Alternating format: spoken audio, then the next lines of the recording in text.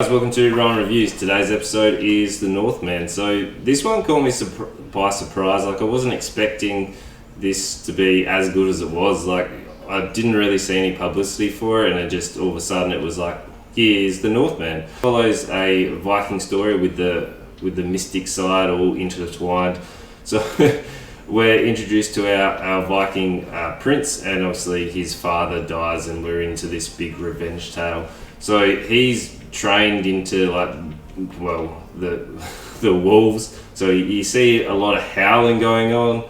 So he's sort of working with the gods and going on this big quest to avenge his tribe and his father, which was really interesting to see. Like, I wasn't expecting such a outlandish kind of man howling with the wolves. Like, I haven't seen such a dark and gritty Viking tale. Like, I know Vikings as themselves generally do have that dark gritty, but this was like real dark and real primal. There was something going on. Like, the actors portrayed it really well.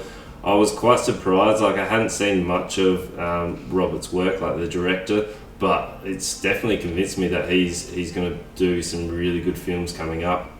Like, I know his backlog of films isn't overly large, but he's done a fantastic job with this. So they've mixed in the mythical side and the Vikings like prowess kind of in the battles. Like, the fight scenes are awesome.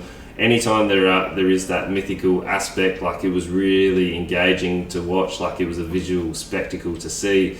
And then it felt kind of like a little bit like Gladiator, where he's becomes a slave and then he has to fight his way through, and seeing his development throughout. There is this weird game, which I'm not sure if it's a local game, but it kind of looked like a little bit like lacrosse, and where they got to throw for the ball and stuff. Like, that was interesting to see, and that's where you sort of see his rise and see him interject himself into what's going to happen. So yeah, it was really cool, really dark, gritty. If you're looking for that kind of, I guess I wouldn't call it as like heroic as Gladiator, but you're looking for that dark, action-packed.